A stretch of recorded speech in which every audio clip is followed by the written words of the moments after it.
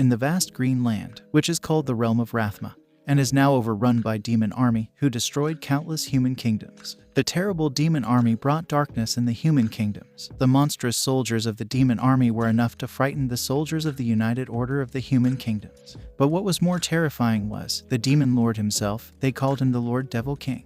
The demon lord comes outside from his room to check his demon army, and he is the demon lord, Lucius Mora. Then the demon lord gets shocked thinking what the hell is going on there. He is super sure that he turned on his computer to try out the game.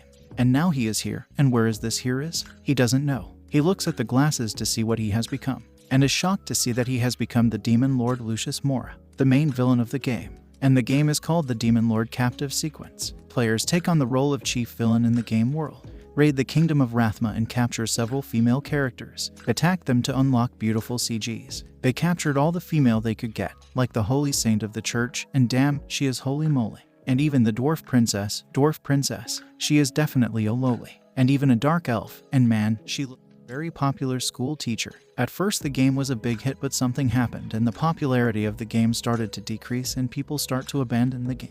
Traitors started to emerge from within the demon army. Captive female characters were suddenly deified by the players. The female characters become the goddesses and they tore down the demon lord's Castlevania.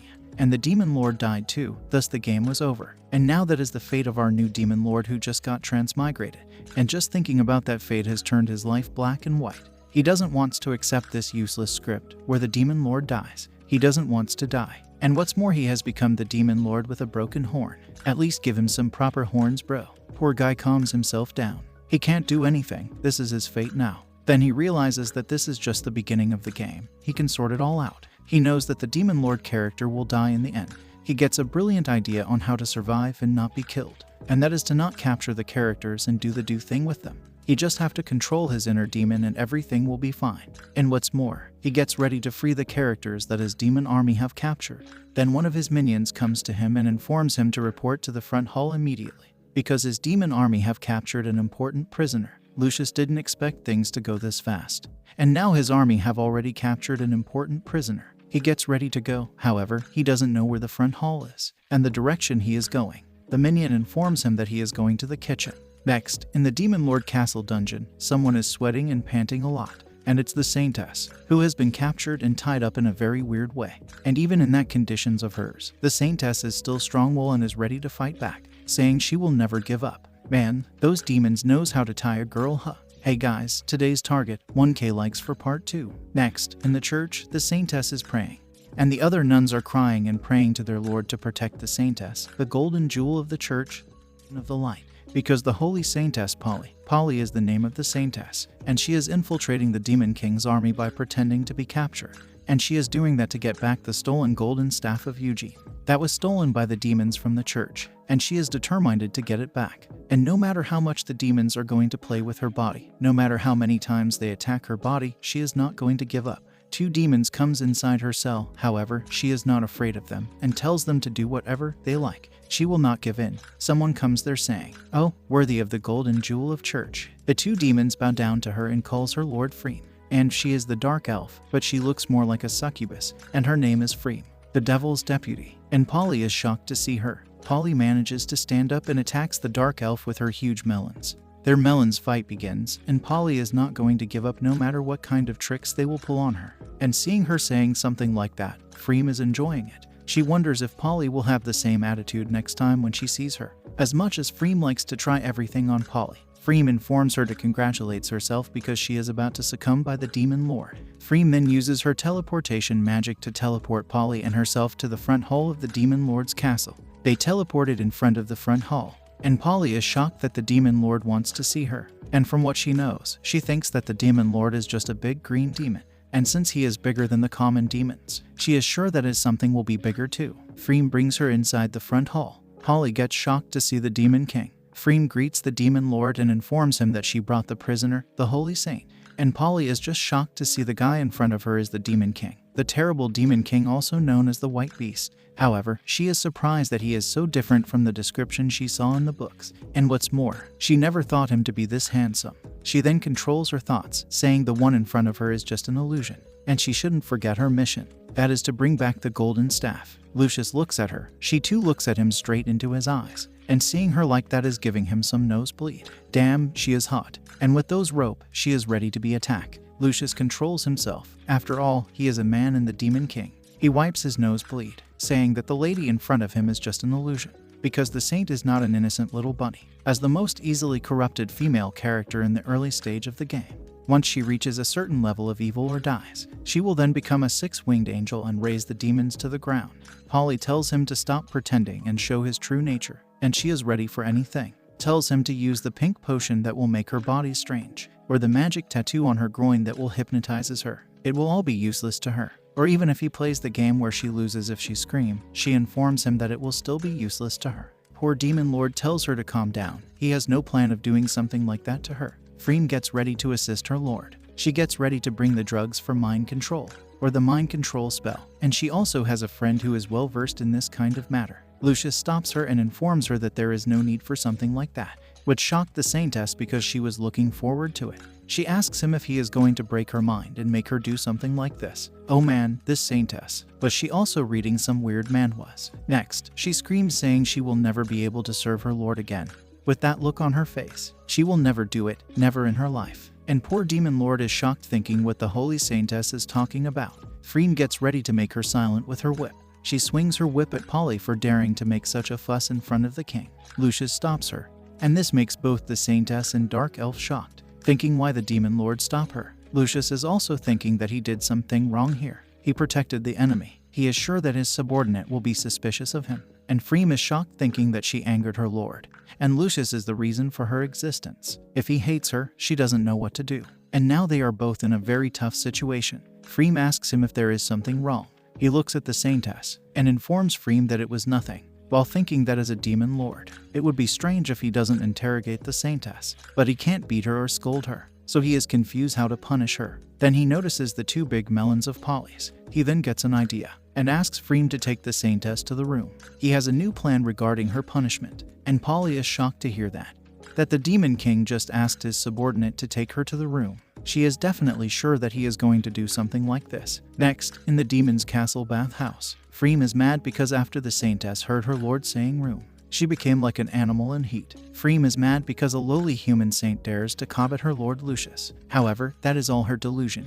If someone is needed to serve her lord Lucius in bed, Freem thinks that it should be her. But she is confused thinking what her lord is trying to do with this saintess, who is taking bath in the luxurious bath of the demon lord's castle. And Polly is also a little scared because she is given a special bath before being brought to the room, slowing down for a moment to increase her fear. But that is not going to make her give up. Even if there's a hell ahead, she is not going to give up. She comes to the room and is surprised to see her room, which looks like a top-class luxurious room. However, she knows that this luxurious room is a trap, and she is not going to fall in it. She, Polly Tang, the holy saint, is not going to be tempted by such low level. She tries to control herself, but the devil in her heart was too strong, and she couldn't stop herself and jumps onto the bed. She is surprised and happy that the bed is so big, so good, and so comfortable. She has never slept in such a great bed since she was a kid. And seeing the Demon King treating her like this, she thinks that the Demon King is not that bad, and he is not the same as the one in the legend. Then she gets shocked that she is now thinking like that. She has been blinded by the luxurious objects. She is 100% sure that the Devil King must have cast a psychic spell on her to make her think like this, and she has read about these types of spell in books. It begins with the temptation of the simple objects, and after some time, it will corrupt her body and soul, and she will become a plaything for the Demon King, and even make the face that she never wants to make. She starts to pray to her lord to save her, because the devil is slowly making her change her mind. She then remembers her mission. Why is she there? However, the great bed temptation was still greater than her will to stay alert for her mission. She gave into the bed, curses the damn Devil King for giving her such a comfortable bed. Then she dozes off, but it was not some simple doze off. Next, morning comes, and she is still sleeping. Then the night comes, she is still sleeping. And then next morning comes, she is still sleeping. Damn that Demon King, he gave her the most comfortable bed. One doesn't even realize the time when one sleep in that bed. She finally wakes up, and is shocked that she actually fall asleep. She curses the Demon King for giving her such a soft and comfortable bed just to make her corrupt. Freem comes to wake her up, and gives her a maid dress to put on, and informs her that the Lord Lucius is holding a meeting for war, and he ordered her to serve him wearing that maid dress. Polly thinks that he gave her that maid dress to humiliate her as a maid and torture her, but that is not enough to break her spirit and make her give up. She gets ready to put on the maid dress, because being a maid is not shameful at all. And Freem is confused, thinking what her lord is trying to do here. And she has also noticed that her lord seems to have changed a bit recently. He even prevent her from interrogating and torturing the saint, and also prepare a nice room for a prisoner. And the so-called punishment is just to change into the maid uniform. She is confused about what her lord trying to do here. Then Polly screams, saying how can there be such a maid outfit? The outfit is barely able to hold her melons, and it's also not enough to cover her cherry. And Freem have finally understood what her lord is trying to do here. He is trying to break the saintess's mental defenses, because just a simple change of clothes have made the saintess's heart and soul shock.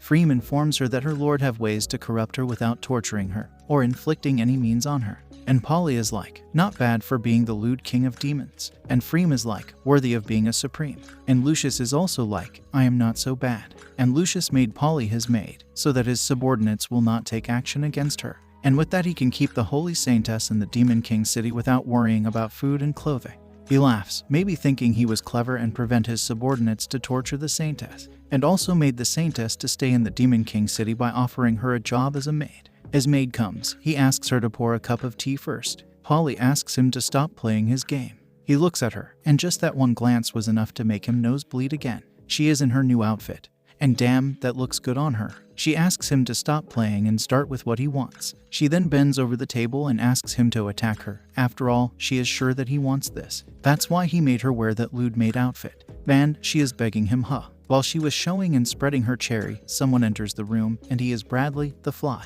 and gets shocked to see the sight in front of him. His lord and the maid were about to show him some colorful movie. As a gentleman, he gets ready to close the door and leave from there, and also apologizes for coming so early. Lucius stops him and informs him he came at the right time, which gives the wrong idea to the saintess, that the demon lord is so despicable that he asks someone to watch while he is attacking her from behind.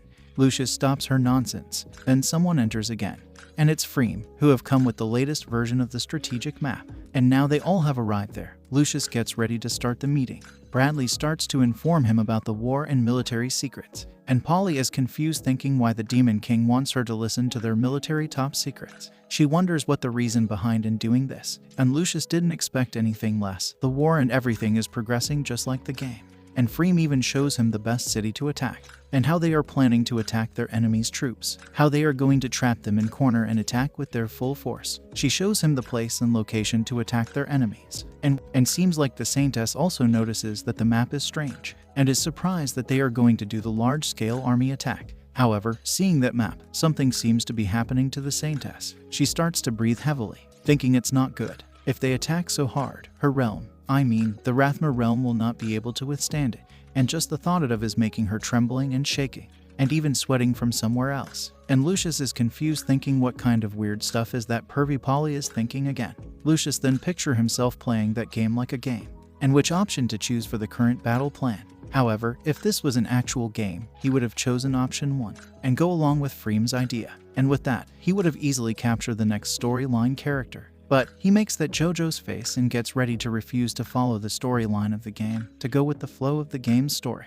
And now that he is in the body of Demon King, he makes his own decision and gets ready to attack another city, and makes Bradley as a vanguard for the operation. He informs Bradley to attack the fortress of Aegean Hill, which falls into the category of 5-star difficulty, and orders Bradley to take the victory in one fell swoop. Bradley informs him that his fly demon in the 9th Legion are not fully hatched, so they have no powers right now, and attacking that fortress and get a victory in one fell swoop is impossible for his legion. So he asks his lord to go with Freem's plan, because that will also achieve the same goal of crushing the enemy. Lucius gets ready to show him some true terror for doubting his decision. Bradley apologizes to him, and Lucius also knows that attacking that fortress only means death, and he is sending Bradley to his death, because if they lose that battle, the army will have to come back and plan another strategy to attack the fortress, which will give him more time to live, because the faster the game progresses like it should, his game will be over, and he is sending Bradley to his death because he knows Bradley, the fly, even though that fly is his subordinate, but that fly is secretly loyal to the Lord of Flies in Hell. So sending Bradley to his death is a double win for Lucius. And what's more, Lucius informs them that the so-called defense dispatch is just a blindfold, and the fortress is an empty city, which shocked Freem because she is supposed to gather information. Yet, she didn't know that the fortress is an empty city, and here is her lord, just by sitting on his chair. He somehow knows that the city is an empty city. She starts to get scared because she made a mistake, and now she wonders what type of punishment her lord will give her. A whip, a candle, or something even more intense. Just the thought of it is making her exciting in pain. And seeing her red like that, Lucius asks her if she is alright. She apologizes to him for not being able to give him proper information, even though she was the one supposed to gather the information. Lucius also thinks that Freem's plan was fine, but he has this information. And since the other party is using an empty city as a defensive fortress, he gets ready to eat that fortress. And he thinks that Bradley's troops, even though they are weak, but they are good at infiltration. He orders Bradley to attack that fortress during daytime, which shocked Bradley again, because if they attack in daylight, it will be like sending him and his troops to death. However, Lucius stops him and informs him why they should attack during day. Because they are demons, and humans thinks that the demon mostly sneak attack during night, so they will let their guard down during the day, and they are going to take that as a great opportunity to attack them. Bradley also thinks that he has a point there, so they are going to catch their enemies off guard when the sun is at its hottest. However, Bradley is still having his doubts, which makes Freem mad because he is doubting their lord, their king, and their majesty's arrangements are naturally based on his imperial majesty's deepest intentions. And yet, he is trying to doubt their majesty. She informs him to look at the shameful look on the face of the saintess next to their lord, which is the best proof of their lord's decision. Bradley is surprised that the woman is actually the holy saintess, and she and his lord were about to do the thing earlier. He is surprised that his demon lord is a master of manipulating people's heart. If that's the case, he is sure that this plan of his lord might work. He gets ready to follow his lord's order, and Lucius is shocked by his own smartness. He made up all that nonsense and they bought it. He wonders if he keeps fooling people like this, even he might believe in his own lies. And Polly is shocked by the demon lord. She is shocked, thinking, how did he knows that the fortress is an empty city? She is shocked, thinking, who leaked this news? She asks Lucius if he has captured any other high-ranking person from the Union Army. He informs her not to worry and that she is the only one they captured, which confuses Polly even more because she is the only one they captured. Then she remembers that she didn't wake up yesterday. She wonders if the demon lord did something to her, like hypnotized to get information from her. She comes back to her previous position and has finally understand that she was the one who betrayed the allied forces. Now she is no longer worthy to serve her lord, and she is no longer a saint. And Lucius is confused, thinking what is going on with her again. However, this position that she is in, he is finding it very nice and pleasing. He calms his monkey heart and his monkey little brother down there. Polly then informs him that even if they attack that empty city, it is still the impregnable fortress, so it's not going to be easier for him to conquer it. He also knows that the city's fortress is indestructible. That's why he thinks it's great to attack it. Putting his hand on her shoulder, he informs her that he knows that the fortress is heavily defended, impossible to attack, an absolute fortress, an invincible fortress. That's why he is sending his flies, the fly of the flying corps, to attack them from the air and in the daylight. Polly starts to get scared after seeing him like that, and she notices that the more he speaks, the more excited he gets. Polly informs him that his attack will fail. He presses himself onto her melons. She tells him that there are dwarves in the city who are allies with humans. They will sink his demon army for sure. Lucius pushes her down on the table, saying, exactly, you're right. She tries to scare him, saying that the fortress also have powerful alchemy cannon created by the dwarves and humans. He gives her the demon lord's smile, and he also knows that those cannon can obliterate tens of miles. However, his army is an army of flies, who flies and also jumps. He then laughs after that like a real demon lord. And Polly is scared and confused, thinking, why is he so confident? And he also said that he is not worried at all about the fort. And now she is feeling guilty for telling him about the cannon. Next, the demon lord coughs because he got too excited and choked up on his own saliva when he was laughing. Next, the frontline camp of the Demon King army. Bradley is informing someone about the plan that their lord informed him about, and also made him the vanguard of the operation. And the one he is talking to is Minotaur Mansion. And Minotaur is surprised that the human fortress is an empty city, and their lord somehow found that the city is an empty city. Bradley asks for his opinion and asks if he understands anything about this situation. Minotaur gives him a thumbs up, even though he doesn't understand what's going on. But he is very impressed with this special operation. And now that he knows about the plan, he picks his axe and gets ready to go and cut the general of the mankind they capture. Bradley stops him from doing that because he has something to hear from that general of the mankind. Because Bradley is 100% sure that their lord's plan is clearly a flaw, a daylight invasion of the invincible fortress, and he has get the gust of wind that his lord is trying to kill someone by planning this attack. And poor guy doesn't know that someone is him. Next, in the cold moon night, a lady, whose name is Lytis and she is a traitor to humanity, is happy thinking that she got caught by the brainless demon minotaurs, and that is great for her because she gave the raid plan to attack the city to free him and fly. She is definitely sure that with such a brilliant raid plan, the demon army will definitely see her true potential, and with that, she is sure that she can become some big shot in the Demon King's army. Fly comes to her and informs her that her raid plan was rejected, and in exchange, the great Demon King ordered him to launch a frontal assault on undefeated stronghold in 3 days. Even Lidis gets shocked to hear that new information, a frontal attack on an invincible fortress, and that also in the broad daylight. She thinks that's impossible. Whether it's possible or not, Bradley informs her if she doesn't fulfill the task, he will chop her head very cleanly, then add it to his collection. This sent a shiver down her spine. She falls to her knees and is shocked, thinking, why is this happening to her? And it seems like she has understood that the Demon King wants to kill the Bradley guy for some reason. That's why he is sending Bradley to that invincible fortress. However, she can't say that to Bradley. It will be like digging her own grave. Then she starts to use her genius mind, thinking why the Demon King wants to assault the fortress in 3 days. And why 3 days? Then she remembers something in a very different way, and is surprised that the Demon King's plan is brilliant, and he is such a genius to come up with such a plan. And now that she has understood the Demon King's plan, she informs Bradley to attack freely in 3 days as the Demon Lord ordered him. The plan will be a great success. Next, 3 days later, outside the Invincible Fortress, Bradley have come to assault the Invincible Fortress with Lidis, and is confused to see only fog everywhere. Lidis then gives him a little info about why there is a lot of fog there. However, that will work in their advantage because they can't see the enemy and the enemy can't see them. She is surprised that the Demon Lord is so genius that he actually chose to attack the fortress on a day like this when the fog is thicker than usual. And what's more, she informs Bradley that today is the Dwarves' Wine Festival, and all the dwarves will be very drunk today, making the defense of the fortress a lot weaker than other days. Bradley is surprised that their lord actually planned such a brilliant plan. He planned by determining their opponent's habits. Inside the Invincible Fortress, the dwarves are all drunk and have passed out, and so the dwarf daughter, the Princess Priscilla, she wakes up asking for another glass of beer. Someone pours a water on her, and now she is mad. Someone dared to do something like that to her. They are just looking for their death, and it is the Grand Marshal. He yells at her for drinking on duty and making all the dwarves drunk with her, even though the front line is deadlocked right now, and she is drinking beer with all the guards. And he is confused, how did she get the wine to drink? She informs him that today is their festival. That's why she, the princess, replaces the water with wine from the warehouse. This makes the marshal mad. Now the water barrel has turned to wine barrel. People will now die from drinking, which makes the princess mad because he is looking down on her people. She kicks the barrel, and they won't die with just some few barrels. After all, they are the dwarves, who lives on drinks. However, the wine is still strong. She falls on her face. This makes Marshall even more mad and tells her to alert her people to protect the fort, and don't let the enemy to take this as an opportunity and attack them.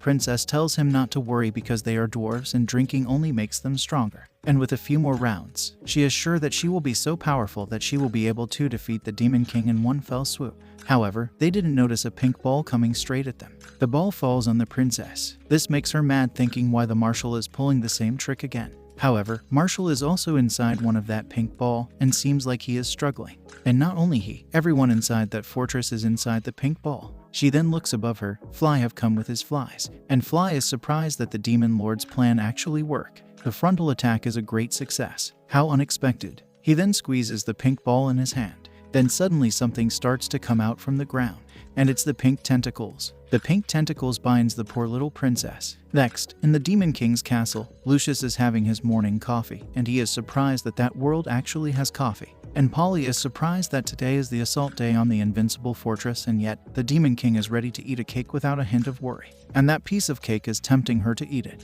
Lucius notices her piercing gaze on his piece of cake, and asks the saintess if she likes to eat his cake. Wiping her drolls, she just laughs looking at the cake. She then controls herself, because she is sure that he must have put some potion or spell in that cake. Lucius informs her not to worry. There are no potions or spell in the cake that will make her body strange. However, she is not going to fall for his tricks, and tells him that he can't win her over with just a piece of cake. However, that juicy piece of cake that is dripping down right now was too much for her to control herself. She gave in to her temptation, saying that nothing is wrong with eating, and that cake is the enemy's ration. So she could say that she took away the enemy's ration, and that juicy piece is just too delicious. The smooth and cloudy cream made through fresh and juicy strawberry pulp, supreme taste and faint sour work to make her tongue tingle. Oh no, she is unable to control herself. If this keeps going in her, she is afraid that she will get addicted to it. and Lucius is happy to see her enjoying herself, because as long as she stays there, drink and eat, and doesn't become a six-winged angel, he too will be safe and his game will not be over. She then asks him why he is not worried about the situation of the invincible fortress, and he is not worried because he thinks that it's not worth paying attention to.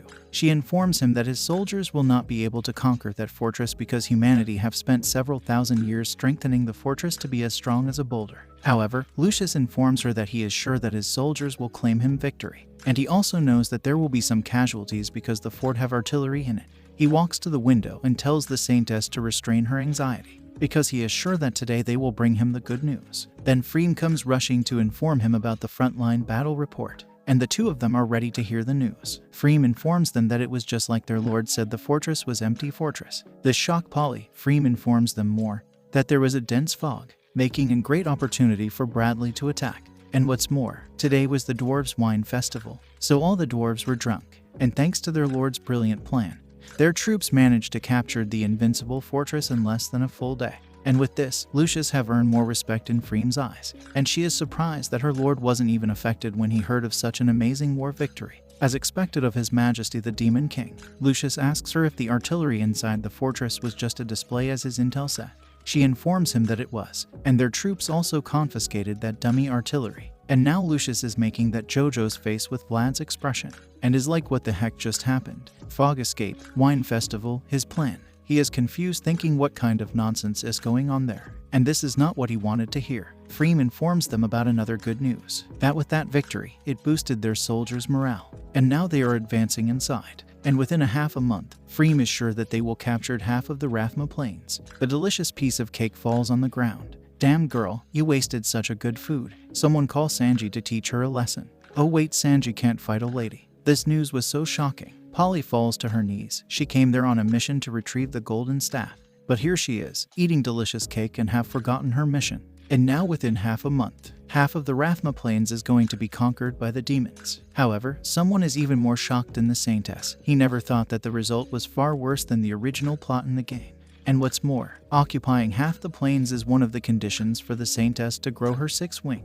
And his death, he tries to calm himself by drinking his coffee. And Freem is surprised that her lord is very silent even though she informed him such a great news. But he is just drinking his coffee. Then she notices something, that her lord is trying to show her something here. And in Freem's eyes, she thinks that her lord is not showing any interest because this matter is no more important than a sip of his coffee. And he is implying that the momentary victory was not what mattered, but the future. Just the thought of it is making her excited. That her great lord's future plan, she as a civilian and military head, and also the head of the intelligence, but couldn't see it. However, that great lord of hers is about to shit his pants. He orders Freem to give his order to Bradley and Minos, and tells them to retreat, which shocked the two ladies. Their little brains couldn't comprehend the great plan of the Demon King. Next, in the front line, a little bird comes to Bradley and Minos to inform them about the order of the Demon King, and poor thing is running low on HP. Minos gets ready to follow the orders and starts to pat the little bird, which increases its HP.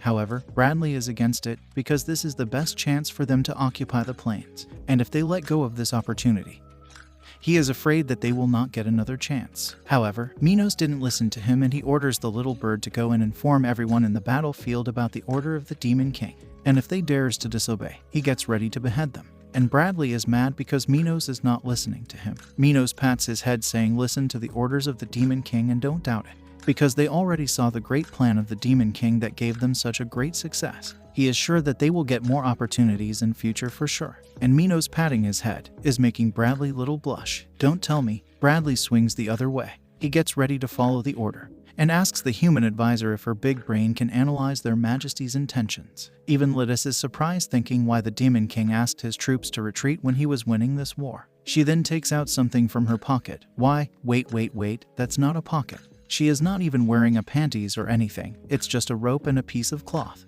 Man, this girl is dangerous. And after looking at that thing, she understood what is the true intention of the Demon King. And now just thinking about how genius he is in making plans, it's making her super excited.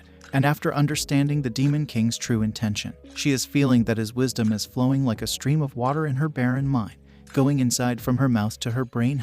Just the thought of someone being able to make a plan like this is shaking her body. She then informs the other two about the real plan of their Demon King, She informs them that their lord is looking 2 or 3 steps forward in the future. It's a strategic concession. She then shows them the map and informs them why their lord ordered them to retreat. She gives them some pure info about their lord's plan for future, like she is their lord and she knows everything what their lord is thinking. Just knowing that the Demon King can see this far in the future is making her excited again. What is wrong with this girl? She is just so, I don't have words to say. And after hearing to her, Bradley finally understood what is the real goal of their lord, and gets ready to follow his order. Lytis asks him about the gift she wanted to send to their majesty, the Demon King.